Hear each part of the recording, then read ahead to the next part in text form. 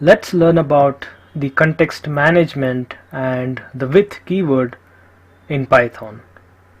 So before understanding the with keyword, let's try to learn how to handle resources such as files and database connections in Python.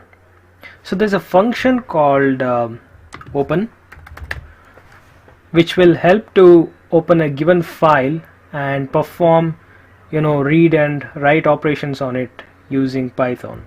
Okay, let's see an example of that. I have a text file here called sample text file. So inside this I have around 3 lines of text, line 1, line 2 and line 3. So what I'm going to do is, using this open function, I'm going to open this text file and print all the lines that are present in this text file. So let me write my file equal to, I'll use this open function and open my text file. So the name of my text file is sample text file dot txt. So I'm going to open this file in read mode. Okay, so I don't want to perform any write operations. I just want to read all the contents of this file and print all the lines present in that text file. So I'll write my file equal to open sample text file dot txt in read mode. So R indicates that we are trying to open the text file in read mode. So I'll execute this. So we have the file opened. Okay, now that the file is opened, let's print the contents of this text file line by line by using the for loop. So I'll write for line in my file. So for each of the lines that are present in my file, I will simply print each of those lines. So we can see that it has printed, this is line 1, line 2 and line 3. So this is all the lines that are present in our text file. Okay, so once this job is done, it is very important that I close the file. So now the file is still open. Even though we have printed all the contents of that file, we read the file and printed it, the file is still opened by Python, right? So once this job is done, it is very important that I close the file so that it gets released from the allocated resources. So we can close the file by writing my file dot, so we have a function called close, so which is going to release the allocated resources for this file. So it is very important to do that. Okay, so now let us assume that while we are reading the lines, so when we are executing this line and some error occurred and the program stops abruptly. So let's assume we have the entire code like this. So in one shot we write file equal to open. So this is how we generally write the program, right? So we perform this, first we perform this open operation, we print all the lines and we finally close the file. So what I'm trying to say is, when the Python is performed this operation, right, for line in my file, so for some reason the program abruptly stops, or there was some exception, so it doesn't even reach this line, so which means that it doesn't close the file. So it is very important that, so as I told you that it's very important to close the file once the job is done, right? So in order to close the file, so we can make use of something called exception management or the try catch block. So that where we can close the file in case there was any exception while executing the program. So we can just encapsulate this entire code in between the try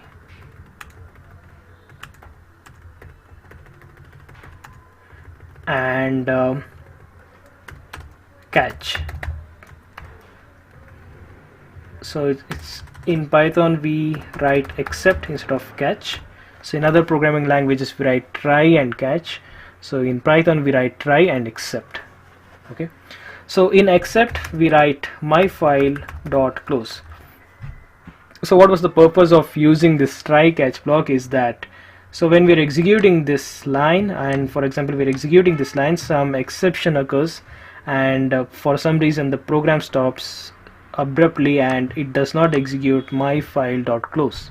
So even if it doesn't execute in the try block, it's going to catch the exception, and it comes to exception and execute the myfile.close method in the exception block. So which means that even if there is any exception, myfile.close will still run and it will close the file. Okay, so instead of writing the close method in both the try and except block, so we have written the myfile.close in both try and except. So instead of writing this, there's something called try catch and finally implementation. So the finally block will get executed whether or not, if there is any exception or not. Okay, so there's something called finally. Okay, so instead of writing myfile.close in both the try and except block, we can just write it once in the finally block. In exception, we'll simply write some error occurred. So what does the finally block do is, whether or not there is any exception or not, the finally block will always execute. Okay, so that is what the finally block does. So when we execute this line, so since now there is no error, so this gets executed and then finally gets executed, myfile.close. So let me try to print something here, right? Okay, which means we just want to make sure that finally gets executed, right? So I'll execute this, so you can see that in finally. So even though there was no exception, it still went to finally block and it printed this line in finally, and finally it closed the file. Okay, so now that we know the purpose of closing the open files and how it can be made mandatory by using the try, catch and finally blocks, we will now try to understand how to do this with keyword, using the with keyword. So we'll try to do this using with keyword. Okay, so we'll try to understand what with keyword is and how useful it is. Okay, so the with keyword makes it easier to work with context management or handling the resources such as files and database connections. So the with keyword does the same job. So the with keyword does the same job of this try, catch and finally block, along with the releasing of allocated resources. So it does both the job of try, catch, finally, along with releasing of the resources with just with keyword. So let's see how to use the with keyword to perform this context management operations or handling of resources. So the syntax is something like with, and then we have the context manager expression. So in our case it is basically opening of the text file in read mode. Okay, and as my file, we're opening this file as my file, and then you can perform the operations that you want to perform. So in our case we're just printing all the lines that are present in our file, right? So for line in my file, print line. Okay, so now let's execute this. So we have a syntax error for line in my file, so we're going to print all lines. Okay, so we can see that it performs the same operation, right? So it's going to print all the lines that are present in our text file.